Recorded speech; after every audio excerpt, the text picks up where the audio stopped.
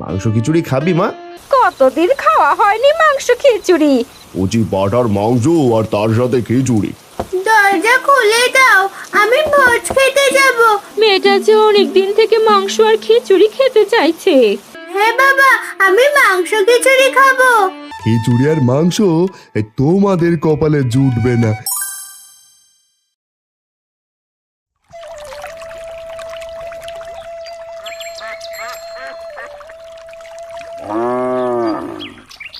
বাবা, বাজার আর কত দূরে? অনেকক্ষণ ধরে তো হাঁটছি, হাঁটতে হাঁটতে তো পা ব্যথা হয়ে গেল। আর একটু কষ্ট কর মা, এই তো প্রায় চলে এসেছি, বেশি পথ বাকি নেই। বাবা, ওই বাজারে তো অনেক কিছু পাওয়া যায়, তাই না? পাগলি মেয়ের কথা শোনো, বাজারে তো সবকিছু পাওয়া যাবেই। বাবা দেখো, মহেশ কাকু বাজার থেকে গরু নিয়ে আসছে। তাই তো দেখছি। কিরে মহেশ, গরুটা কত দিয়ে কিনলি? হারান দাদা, সামনে বর্ষাকাল, নতুন ফসল রোপণ করতে হবে। চাষের জন্য প্রতি বছর কত কষ্ট করতে হয়, সময় মতো চাষ দিতে না পারলে যে এই ফসল রোপণ করতে পারবো না। তাই এই গরুটা কিনলাম। গরুটা 2000 টাকা নিল। তা বেশ ভালো কাজ করেছিস, আর কম দামেও পেয়েছিস। আমারও অনেক কষ্ট হয় চাষাবাদ করতে, তোর গরুটা মাঝে মধ্যে আমিও ব্যবহার করতে পারবো। কি যে বলো হারান্দা, কত বিপদ আপদে আমায় সাহায্য করেছো তুমি। আমার গরু মানে তোমার গরু। আমি এখন চলে গো, আকাশে আবার মেঘ করেছে, ছাতাটাও আনতে ভুলে গেছি। তিন্নিমা, আকাশে মেঘ করেছে, তাড়াতাড়ি বাজারে পৌঁছতে হবে, না হলে যে ভিজে যাব। পা চালাতো মা।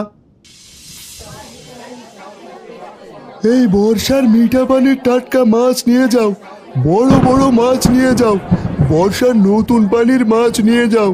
ও দাদারা, ও দিদিরা, নিয়ে যাও নিয়ে যাও। এই মাছটা তো বেশ। তা দাদা, এই মাছটা কত আনা? দাদা, এইটা নদীর একেবারে টাটকা মাছ, দাম মাত্র 10 টাকা। একেবারে 10 টাকা? আচ্ছা ঠিক আছে, দাও, ব্যাগে ভরে দাও। বাড়িতে গিয়ে জমিয়ে মাছ আর খিচুড়ি খাবো।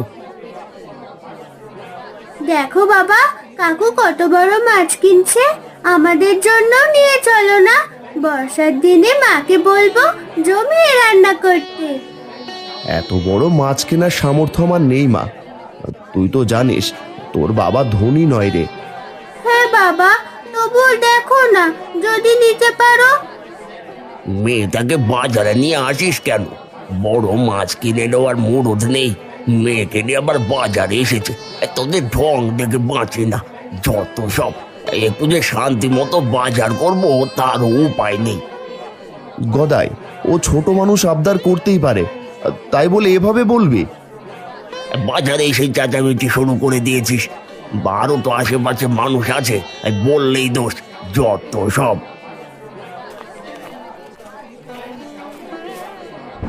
আকাশে মেঘ করেছে, কাল নিশ্চয়ই নদীতে অনেক মাছ পাওয়া যাবে। কাল তোকে নিয়ে নদীতে মাছ ধরতে যাব। এখন কিছু চাল ডাল কিনে বাড়ি যাই।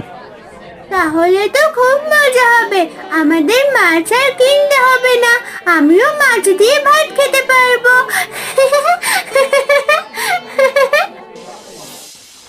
হারান চাল ডাল কিনে বাড়ির উদ্দেশ্যে যাত্রা করলো।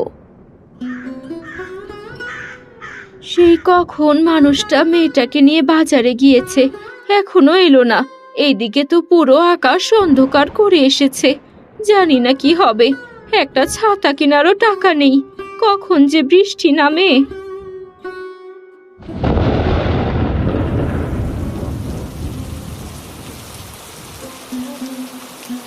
হাই হাই, এই যে মুষলধারে বৃষ্টি শুরু হলো, এখন কি করি? বাবা দেখো, একটা বড় গাছ দেখা যাচ্ছে, চলো গাছটার নিচে আশ্রয় নিই। এছাড়া তো আর কোনো পথ খোলা নেই, ছাতা থাকলে তো কোনো রকমে ঘরে যাওয়া যেত। আমি তোর এমন হতভাগ্য বাবা, তোদের কোনো ইচ্ছেই পূরণ করতে পারি না। হারান আর তিন্নি সেই গাছটির নিচে দাঁড়ায়। তারা গাছের নিচে দাঁড়িয়ে বৃষ্টি পড়া দেখতে লাগলো। দেখো বাবা, কত ব্যাঙ বৃষ্টিতে লাফালাফি করছে। বৃষ্টি এলে এদের খুব আনন্দ লাগে, তাই না বাবা? হ্যাঁ রে, তুই দেখি ভিজে যাচ্ছিস। হাই, আমার কাছে আয় দেখি। কই গো গিন্নি, কোথায় গেলে? দেখো বাজার থেকে কত বড় মাছ কিনে নিয়ে এসেছি।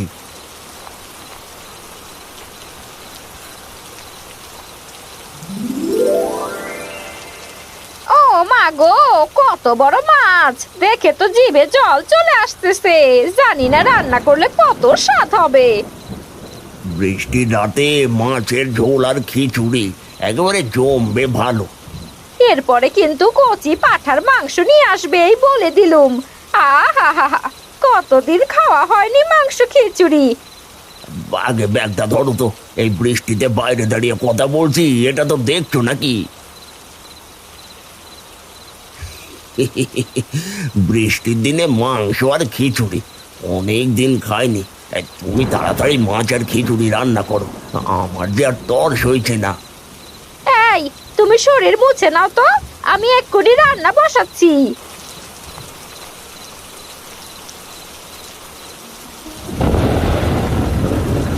মনে মনে যা ভয় পাচ্ছিলাম তাই হলো। বাইরে ঝড় বৃষ্টি শুরু হয়েছে, ওদের আসার কোনো নামই নেই।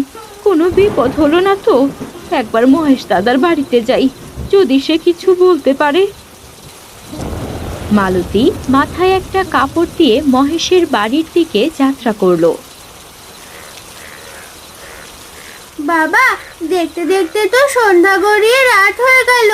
বৃষ্টির জলে ভিজে ভিজে আমাদের ঘরে ফিরতে হবে। আর এভাবে কতক্ষণ দাঁড়িয়ে থাকবো?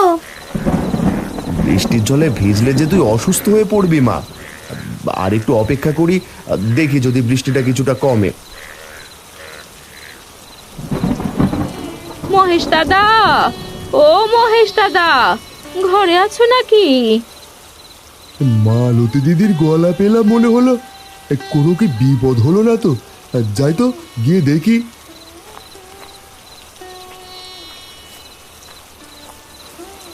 আরে বৌদি, এত রাতের বেলা ঝড় বৃষ্টিতে আপনি, কোনো বিপদ হলো না তো?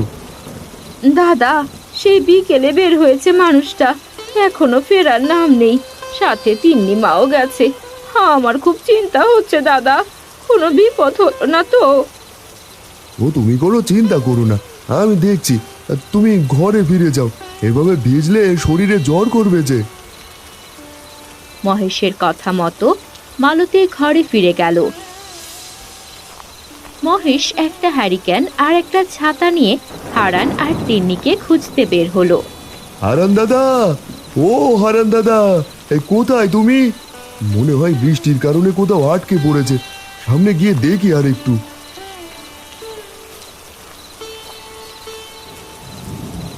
তিন্নি মা, আর কোনো উপায় নেই রে মা। এইবার বৃষ্টিতে ভিজেই বাড়ি যেতে হবে, না হলে সারা রাত এইভাবেই দাঁড়িয়ে থাকতে হবে। এই বৃষ্টি থামার নয়। তোর মা বুঝি খুব চিন্তা করছে। তাহলে চলো বাবা, না হলে মা খুব চিন্তা করবে। হারান দাদা, ও হারান দাদা, কোথায় তুমি? কেউ মনে হয় এইদিকে আসছে। কে যাও গো? এইদিকে আমরা।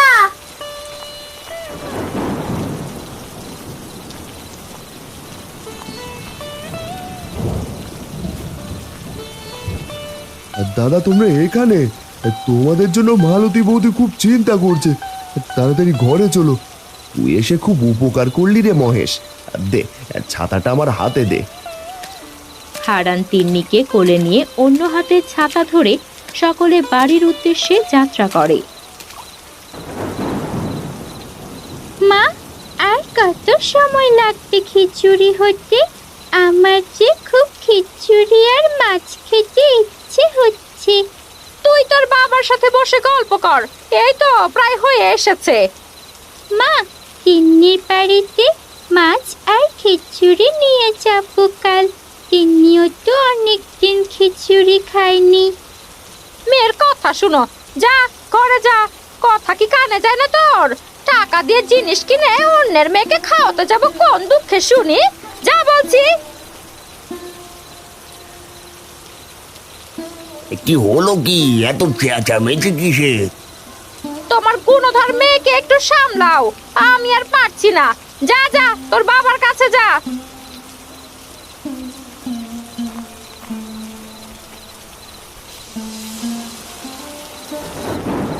বাবা, আজ না খুব খিচুড়ি খেতে ইচ্ছে করছে।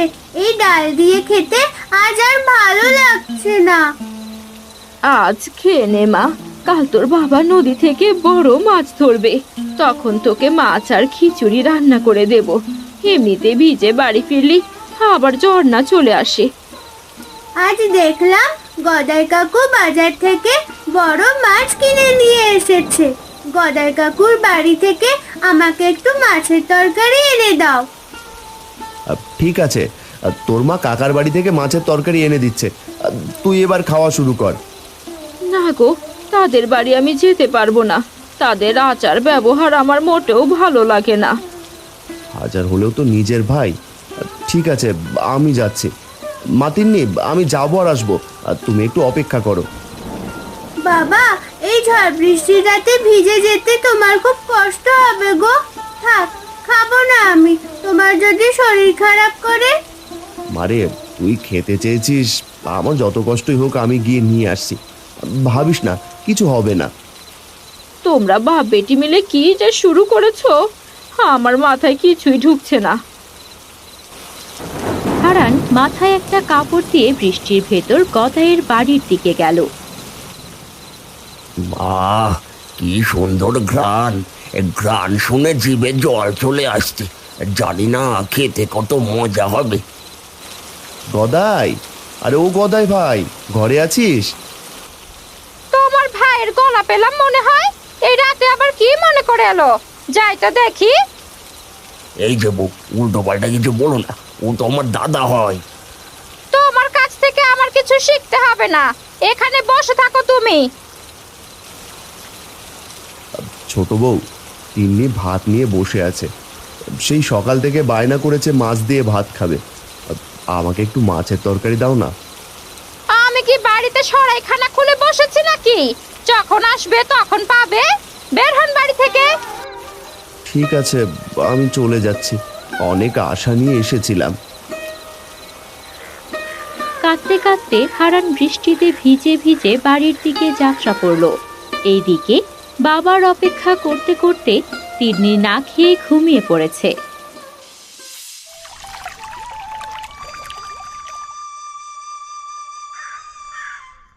কি হলো গো, আজ সকালে এভাবে মন খারাপ করে বসে আছো কেন?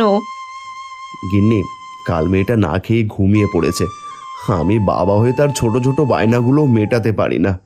আর যে কিছুই ভালো লাগছে না। তুমি শুধু শুধু ভেঙে পড়ছো কেন?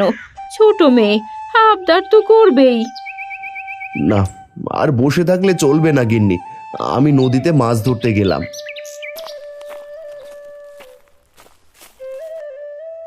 বাবা, আমি যাব তোমার সাথে নদীতে। আজকে নদীতে অনেক মাছ ধরবো। আজকে অনেক মজা হবে। হ্যাঁ মা, চল। কই গো মালতী, জালটা দিয়ে যাও। মালতী ঘর থেকে জাল এনে দেয়। এরপর তিন্নি আর হারান নদীর দিকে যাত্রা করে। হে সৃষ্টিকর্তা, আজকে নদীতে যেন তারা অনেক মাছ পায়। অনেক দিন ধরে মেয়েটা আমার মাছ খেতে চাইছে। মেয়েটার মনের আশা পূরণ করো। বাবা, কত বড় নদী! এই নদীতে অনেক মাছ পাওয়া যাবে। বাবা, এইদিকে জাল ছুঁড়ে মারো। এই পাশে মনে হয় অনেক বড় বড় মাছ পাওয়া যাবে। ঠিক আছে মা, তুই একটু সরে দাঁড়া, নয়তো পড়ে যাবি। হারান অনেকক্ষণ ধরে জাল ফেলতে থাকে, কিন্তু জালে কোনো মাছ ওঠে না।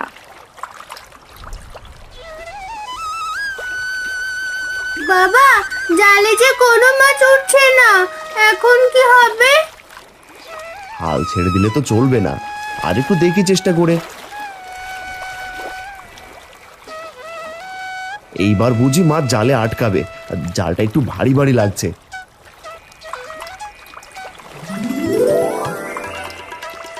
কি মজা, কি মজা! জালে বড় মাছ আটকা পড়েছে। এই তো একটা বড় মাছ জালে আটকা পড়েছে। মাছ নিয়ে এখনই বাড়ি যেতে হবে, তোর মা তোকে রান্না করে দেবে। হ্যাঁ বাবা, চলো তাড়াতাড়ি। দেখেছো বাবা, কত বড় মাছ।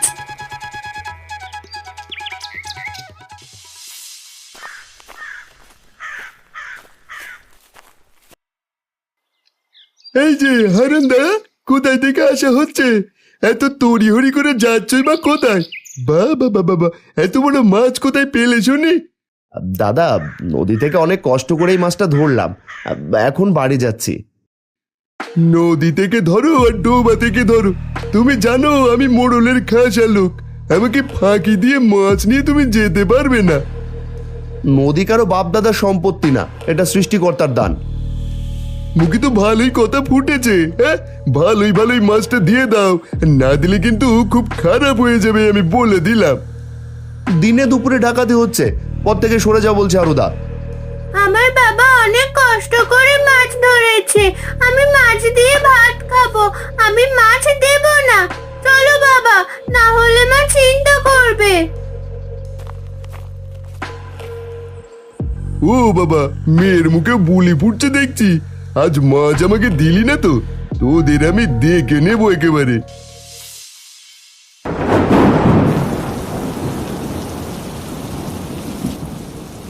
গায়ের মানুষ কি খাচ্ছে, কেমন আছে? বৃষ্টির কারণে একটু খবরও বিলাতে পারি না। আমি গায়ের মোড়ল, দুঃখে সুখে তাদের পাশে থাকাই আমার কাজ। কি করা যায়? এই মোড়ল মশাই, আপনি যদি অনুমতি দেন একটা কথা বলি। ঠিক আছে, তুই নির্ভয়ে বল। মোড়ল মশাই, এই এখন বর্ষাকাল, এই বর্ষাকালে মাংস আর খিচুড়ির আয়োজন করলে কেমন হয়? পেটে গায়ের মানুষেরও খাবার দেওয়া হবে, তারাও ভালো মন্দ খেতে পারবে। তা মন্দ হয় না, কচি পাঠার মাংস আর তার সাথে খিচুড়ি আমি অনেকদিন ধরে খাইনি রে। তাহলে আমি ঢেড়া পিটিয়ে সকলকে নিমন্ত্রণ করি, কি বলেন কর্তা?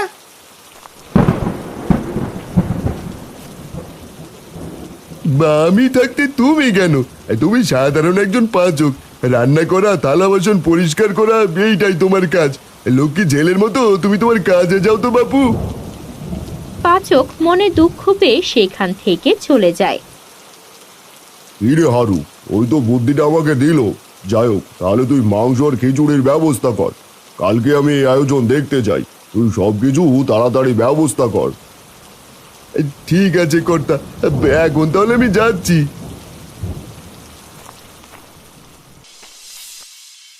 আজকে বাজার থেকে মাংস নিয়ে এসো, আজ মাংস আর খিচুড়ি রান্না করব।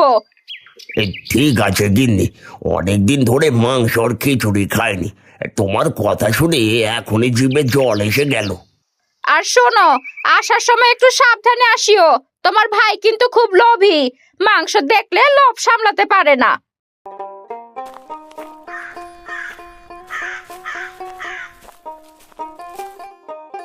লতা দিদি, কি এত গল্প হচ্ছে শুনি? এই কাল মোড়লের বাড়িতে নিমন্ত্রণ, খিচুড়ি আর কচি পাটার মাংস হবে। এই সময় মতো চলে এসো, আমি এখন চললাম গো, অনেক কাজ করতে হবে। এই এলেন, একটু জিরিয়ে যান। না গো দিদি, অনেক মানুষের জন্য আয়োজন করতে হবে, আসি গো।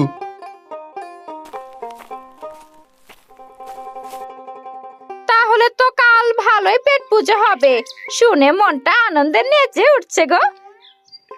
তাহলে আজ আর কষ্ট করে আমায় বাজার যেতে হবে না, টাকাগুলো বাঁচলো। কি বলো গিন্নি? তাই তো দেখছি গো।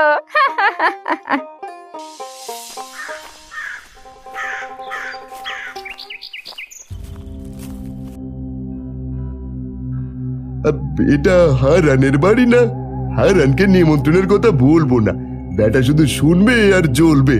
আমার সাথে খারাপ ব্যবহার করেছিল, অনেক বেলা হয়ে গেল, আর অনেক বাড়িতে যাওয়ার বাকি আছে। বেটা না খেয়েই মরুক। পরের দিন সকালে প্রচন্ড বৃষ্টি। এই বৃষ্টির মধ্যেও দলে দলে মানুষ মোড়লের বাড়ির দিকে যেতে লাগলো ছাতা মাথায় দিয়ে। এটা মোড়ল মশাই খুব ভালো কাজ করেছে। মোড়ল মশাই আমাদের সত্যি অনেক খবর নেয়, তার মতো মানুষ হয় না।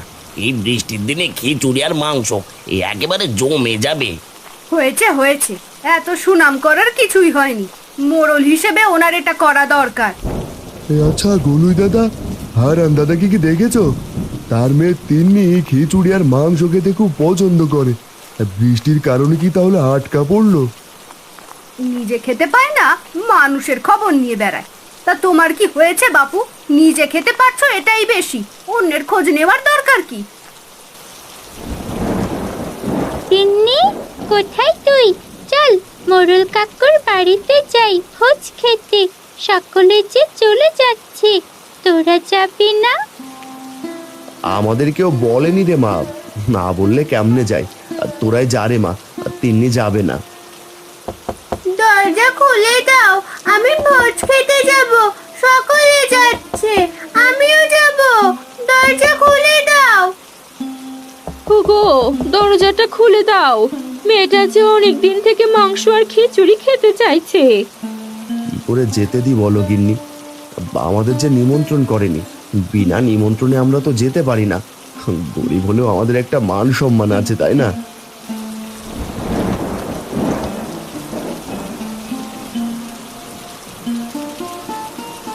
এইখানে কি করিস লাবণী? তখন থেকে তোকে খুঁজছি। চল তাড়াতাড়ি, না হলে যে দেরি হয়ে যাবে। সবাই খেতে বসে গেল তো। মোড়লের বাড়িতে সকলে খেতে বসে। সকলেই মাংস খিচুড়ি পেয়ে অনেক আনন্দে খাচ্ছে।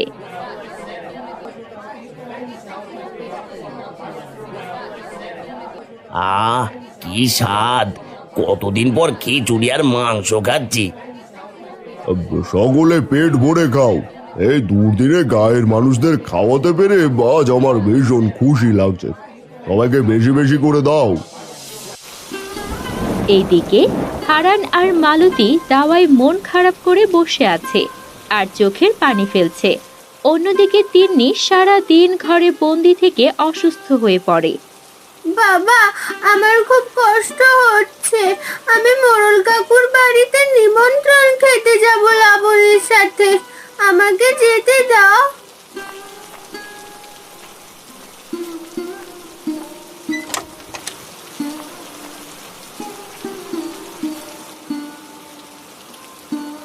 ওগো, মেয়েটার যে শরীর পুড়ে যাচ্ছে জ্বরে। এখন কি হবে? হাই হাই, কি ভুল করলাম! নিজের জেদের কারণে মেয়েটাকে যে অসুস্থ করে ফেললাম। হাতে কোনো টাকাও নেই, টাকা ছাড়া যে কবিরাজ আসবে না। আমার জমি জায়গা সব বিক্রি করে দেব। আমি চললাম মহাজনের কাছে। মালতী, তুমি মেয়েটার পাশে থেকো। আমি আর মেয়ের কষ্ট দেখতে পারছি না।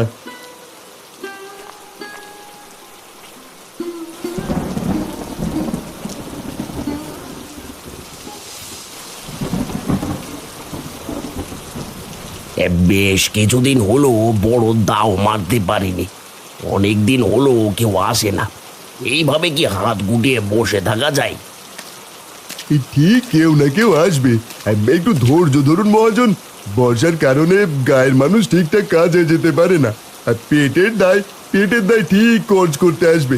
আর এই নিন, এটা মোড়ল মশাই পাঠিয়েছেন আপনার জন্য। কি আছে এতে হারু? আর বলবেন না, গ্রামের সকলের জন্য মাংস খিচুড়ি করেছে আমাদের কর্তা। এটা আপনার জন্য পাঠালেন। বা আপনি তো আর বৃষ্টিতে বেরোননি। বেশ ভালো করেছিস এনে। কথা শুনেই যেন জিভে জল এসে গেল রে। আমাকে বাঁচান মহাজন, আমার মেয়ের খুব অসুখ। দয়া করে কিছু টাকা ধার দিন। আগের কাজের টাকাও কিছু পেতাম। এবার ব্যাটাকে পেয়েছি, তার জমি জায়গা সব হাতিয়ে নিতে হবে। টাকা নিতে এসেছে বলে কিনা মেয়ের অসুখ। দুদিন পর পর এত অসুখ শুধু তোমার মেয়েরই হয়। ধ্যাৎ, আমি চললাম মহাজন। কি হলো, চুপ করে আছেন কেন? কিছু বলেন মহাজন। ঠিক আছে, টাকা তুই নিতে পারবি। তার বিনিময়ে তোর জমি বাড়ি বন্ধক রাখতে হবে আমার কাছে। সময় মতো টাকা পরিশোধ করতে না পারলে জমি জায়গা কেড়ে নেব। আমি রাজি। আমাকে শুধু টাকা দেন। আমাকে তিন্নিমাকে বাঁচাতে হবে। আমি আমি আর কিছু চাই না। এরপর মহাজনের কাছ থেকে টাকা নিয়ে কবিরাজ ডেকে তিন্নিকে সেবা যত্ন শুরু করে হারান। কিছুদিনের ভেতর তিন্নি সুস্থ হয়ে ওঠে। বাবা দেখো তো আমাকে কেমন দেখাচ্ছে। মারে, তুই যে আমার রাজকুমারী। বেলা তো অনেক হলো, ক্ষুধা পাইনি বুঝি? মাংস খিচুড়ি খাবি মা? সত্যি বাবা তুমি মাংস আনবে? হ্যাঁ বাবা আমি মাংস খিচুড়ি খাবো। আজকে বাজার থেকে মাংস কিনে নিয়ে আসবো, আর তোর মা খিচুড়ি রান্না করে দেবে, কেমন? বাজার থেকে মাংস কেনার টাকা আছে, আর আমার টাকা কোথায়? কিরে হারান, সময় তো অনেক হলো, এবার টাকাগুলো দে। মহাজন, আপনি? দেখে চমকে উঠলি নাকি? টাকা আজ দিবি কাল দিবি বলে ঘোরাচ্ছিস। আর মাত্র 1 মাস সময় দিলাম, এই 1 মাসে আমার সমস্ত টাকা সুদে আসলে ফেরত চাই, না হলে তো বুঝতেই পারছো বাবু। আমি চললাম, কথাটা যেন মনে থাকে। হ্যাঁ, এখন কি হবে গো? এত টাকা এত অল্প সময়ে পাবো কোথা থেকে? জানি না গিন্নি, আমি কিছু জানি না, শুধু এটা জানি একদিন সব ঠিক হয়ে যাবে।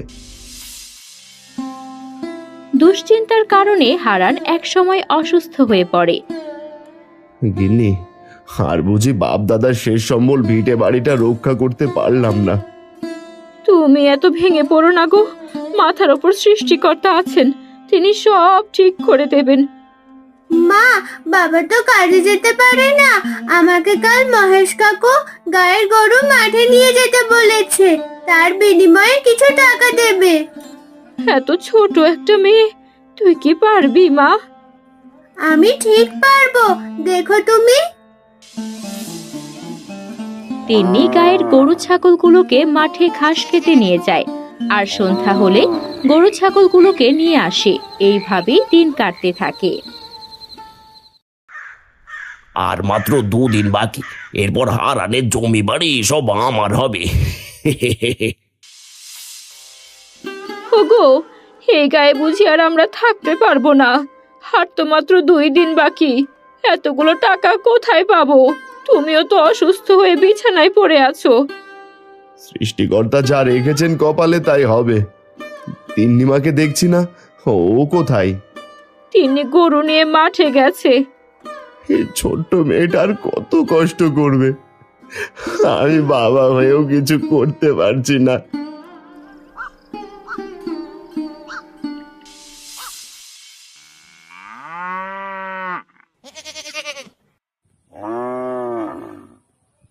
কি ব্যাপার, একটা ছোট মেয়ে এতগুলো গরু ছাগল নিয়ে একা এই মাঠের ভিতর কি করছে?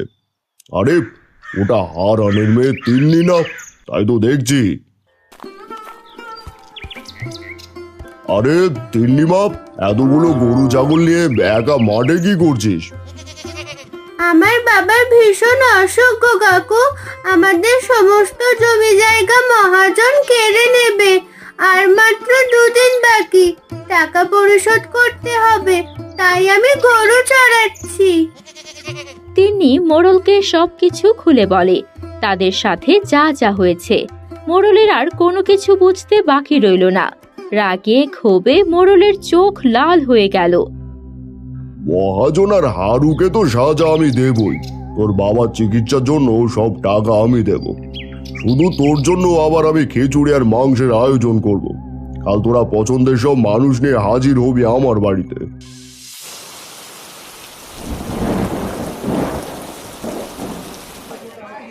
পরের দিন বৃষ্টিতে হারুনকে আর মহাজনের সামনে দাঁড়িয়ে রাখে।